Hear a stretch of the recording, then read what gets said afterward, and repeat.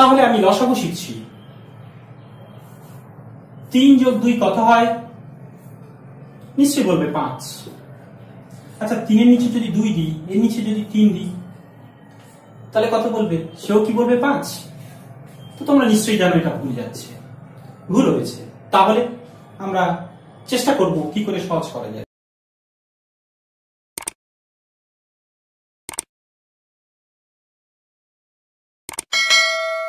আশা করি সবাই ভালো আছো। আজকে আবার চলে এলাম গণিতের সহজ টিপস নিয়ে। আজকের পর্ব তৃতীয়, অর্থাৎ পার্ট 3, লসাগু। আমরা বলেছিলাম 5টি সহজ টিপসের মাধ্যমে সমস্ত শ্রেণীর অঙ্ক খুব সহজে বোঝার চেষ্টা করব। তার মধ্যে আমরা চলে এসেছি আজকে 3 নম্বর পার্টে, লসাগু। তো লসাগু শেখার সহজ কৌশল নিশ্চয়ই তোমাদের ভালো লাগবে। ততক্ষণ অপেক্ষা করো এই ভিডিওর শেষ অংশগুলোর জন্য। আর আমার চ্যানেলটি সাবস্ক্রাইব করো, যাতে এরকম সুন্দর সুন্দর মজার মজার ভিডিও আরো আপডেট পেতে পারো। তাহলে আমি যে অঙ্কটা বলছিলাম এখানে আসি, এটা সম্পূর্ণ ভুল। তাহলে আমরা কি করে করব?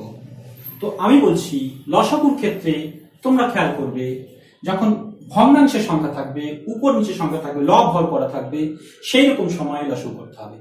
এটাও কিন্তু যোগ, অর্থাৎ প্রথম স্টেপের মতোই যোগ, কিন্তু আমরা এখানে সেই যোগটা করছি না যে যোগ প্রথম স্টেপে করেছি।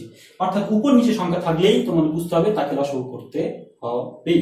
উপর নিচে সংখ্যা থাকলে তাকে বুঝতে হবে কি লসাগু বানাতে হবে। তো আমি এইটাকে আমরা এবারে এখানে লসাগু করে দেখব, এটাকে লসাগু করে দেব। তো লসাগুর সময় আমি নিয়ম বলেছি তোমাদের নিশ্চয়ই, যে নিচের গুলো লসাগু করে নিতে হবে। তো এখন তো নিশ্চয়ই কাটাকুটি যাচ্ছে না, তোমরা জানো। তাহলে 2 গুণ 3 লসাগু হয়ে যাবে 6। তা আমরা এখানে 6টাকে বসিয়ে দিলাম। এইবার দেখা যাচ্ছে লসাগু করলে কি হচ্ছে, 6 দুগুণে 12। ভুল। তাহলে আমাদের নিয়ম হচ্ছে নিচের সাথে ভাগ, উপরের সাথে গুণ। তাহলে কি করবো? 2 কে ভাগ করলে কত? 2 কে 2 গুণতে থাকো, হ্যাঁ 3। 3 এর সঙ্গে 3 গুণ করলে 3 3 কে 9। ফের 3 যেটাকে ভাগ করলে কত? 3 দুগুণে 6, 2। 2 এর সঙ্গে 2 গুণ করলে কত? 4। তাহলে আমাদের বেরোলো কত? 9, 13, 6। এইবার একে আমরা কি করব?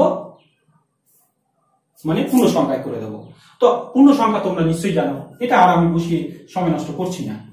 তো এইরকম ভাবে তোমাদের অঙ্কগুলো পূর্ণ সংখ্যায় করতে হবে। তো এই অঙ্কটা আমি বলছি, এই অঙ্কটা এইভাবে যদি আমি শিখি, আমাদের বীজগণিত করতে গেলে সমস্যা হবে। অর্থাৎ এইটা আমরা এখন প্রথমে আগের অঙ্কের মতোই এটাকে ভুল প্রমাণ করবো। ধরো মনে করো এটা ভুল, কিন্তু এটা ঠিক অঙ্ক, ওকে, কিন্তু ধরছি এটা ভুল। কেন বলছি? আমার সুবিধার জন্য, আমাদের সুবিধার জন্য। চলো অঙ্কটাকে আবার বসাই। 3/2 প্লাস 2/3। তাহলে আগের বারে আমি যখন 6 বসিয়েছি, এইভাবে না বসিয়ে, যেহেতু কাটাকুটি যাচ্ছে না, আমি একসাথে দুটোকে বসিয়ে দেবো। তাহলে 2 into 3 কি বসালাম? 2 into 3। তো আমি বলেছি নিচের সাথে ভাগ আর উপরের সাথে কি গুণ করব। তাহলে দেখো নিচের সাথে ভাগ এত জটিলে না গিয়ে যেটা মিল পাচ্ছি কেটে দাও, 2 2 মনে মনে বাদ দিয়ে দাও। পরে থাকছে কত? 3টা না? 3টা বসিয়ে দাও, ইনটু ফের উপরেরটা এখানে বসিয়ে দাও, প্লাস ছিল। আবার দেখো যেটা মিল পাচ্ছ 3 3 বাদ দিয়ে দাও। পরে থাকছে 2 2টা এখানে বসিয়ে দাও, উপরে যা আছে সেটাকে বসিয়ে দাও। ব্যাস, পরের লাইনে কি হচ্ছে? 3 3 কে গুণ করো 9, আর 2 দুগুণে 4, 3 দুগুণে 6। তাহলে কি হলো? সেই 13/6। আবার বাকি নিয়ম। তাহলে বুঝতে পারছো এইটার মধ্যে এটা একটু পার্থক্য হলো, তাই না? এটা কেন এরকম পার্থক্য করলাম, এইবার মজাটা টের পাবে। দেখো আমি এটাকে একটু জটিল করে দেখাচ্ছি। তাহলে কোনো অঙ্কে যদি এরকম থাকে 3x/2y প্লাস 2y/3x, এইরকম যদি থাকে, তাহলে তুমি কি করবে? সেই রকম লসাগুর ক্ষেত্রে তুমি সরাসরি তাহলে 2y into 3x বসিয়ে দাও দুটোকে। এইবার মজাটা দেখো, যেটা একই মিল আছে বাদ দিয়ে দাও। তাহলে পড়ে থাকছে এইটা 3x ইন্টু উপরেরটা 3x বসিয়ে দাও। আবার এই অঙ্ককে যেটা যেটা মিল আছে বাদ দিয়ে দাও, মানে ভাগ করা সেই একই প্রসেস হচ্ছে।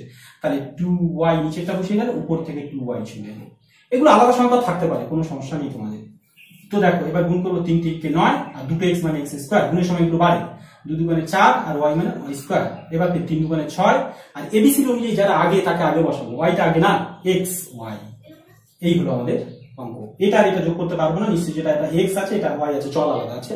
আমরা নিশ্চয়ই যোগ বিয়োগের নিয়মে এটা দেখেছি। তাহলে এবার বুঝতে পারছো এই রুলসটাকে কেন আমাদের ফলো করতে হচ্ছে। আমি এই জন্য বললাম যে এটা কেন দরকারি, যে এটাকে ভুল প্রমাণিত করলাম এই জন্যই যে এইটা আমাদের করতে সুবিধা হবে। তো এর থেকে একটু আমরা আরো কঠিন নিয়ে যাব।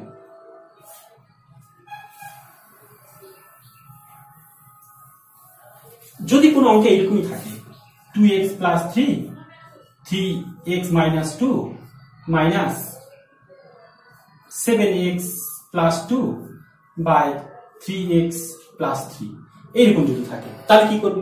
একই নিয়ম যেটা আমরা এক্ষুনি করেছি, অর্থাৎ লম্বা দাগ টানবে, যেমন উপরে আছে তেমন কি বসিয়ে দেবে। এবার বন্ধনীটা নিয়ে আসছি দুটো করে সংখ্যা বলে, এই যে কমপ্লিট করলাম।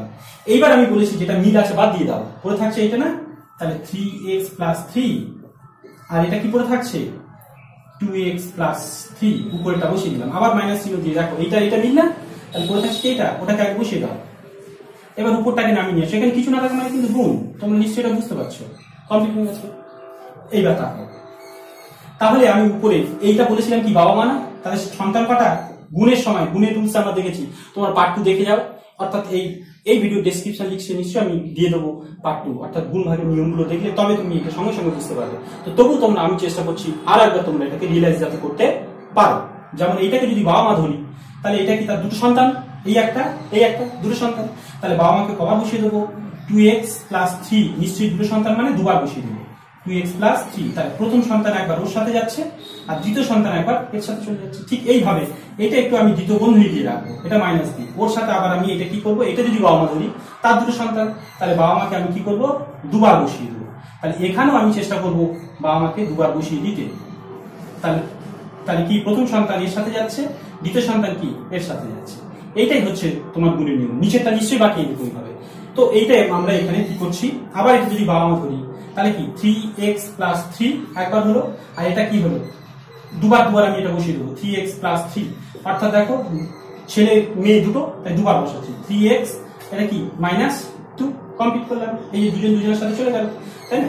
এইবার পরের লাইনে নিশ্চয়ই এগুলো আমি দেখানোর কোনো প্রয়োজন ছিল না তোমাদের, কারণ আমি গুণের নিয়মে দেখিয়ে দিয়েছি। আবার দেখো এটা যদি বাবা মা হয় তার সন্তান এটা না, তাহলে সন্তানটা কার সঙ্গে গুণ হবে, একবার বাবার সাথে আবার কি মার সাথে, তাহলে 3x into 2x। অনেকে যারা x পার্ট এগুলো পারে না, সঙ্গে সঙ্গে মুখে একটা 3 গুণে 6 x স্কয়ার বসিয়ে দেয়, সেটা করলেই বেটার। কিন্তু যারা একদম পারে না তাদের জন্য আমি বোঝানোর চেষ্টা করছি।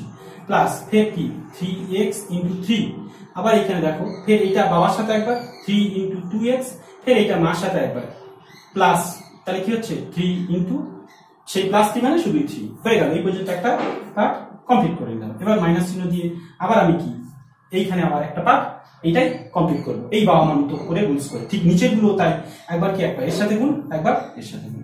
তো এই রুলস আমরা গুণ ভাগের নিয়মে তোমাদের দেখিয়েছি, তোমরা নিশ্চয়ই এটাকে এবার ফলো করলে বুঝতে পারবে যে রুলসে এগুলো করতে হবে। তারপর এগুলোকে গুণ করে আবার তাদের যোগ বিয়োগ যদি সম্ভব হয় যোগ বিয়োগ করে বের করে নিতে হবে।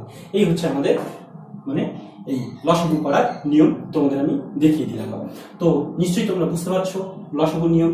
আর ভালো লেগে থাকলে তোমরা সাবস্ক্রাইব করো, আর অল বাটনে বেল বাটন পুশ করো, অল বেল বাটন পুশ করলে তাহলে তোমার বাকি এগুলো তোমরা পেতে পারবে।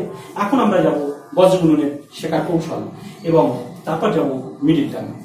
আর পরের ভিডিওর জন্য অপেক্ষা করো। ভালো থাকো।